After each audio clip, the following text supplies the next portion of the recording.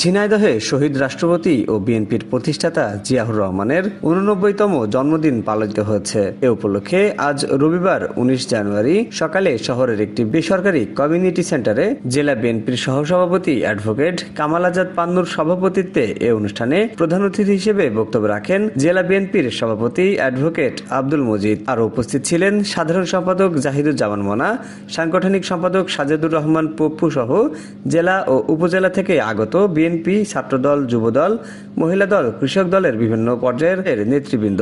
এই সময় বক্তারা বলেন, শহীদ রাষ্ট্রপতি বাংলাদেশকে নতুন ও সম্ভাবনাময় দেশ হিসেবে গড়ে তুলে বিশ্বের বুকে মাথা উঁচু করে দাঁড়ানোর স্বপ্ন দেখান। স্বৈরাচার শেখ হাসিনার প্রেতাত্মারা এখনো দেশ অস্থিতিশীল করতে বিভিন্ন ষড়যন্ত্র করে যাচ্ছে। আওয়ামী লীগের দুঃশাসন থেকে দেশ মুক্তি পেয়েছে, কিন্তু মানুষের উপর ভোটের অধিকার এখনো প্রতিষ্ঠিত হয়নি। শেষে জেলা বিএনপির নেতৃবৃন্দ জিয়াউর রহমান সহ আরাফাত রহমান কুকুর রুহের মাগফিরাত কামনা ও খালেদা জিয়ার রোগমুক্তি কামনা করেন।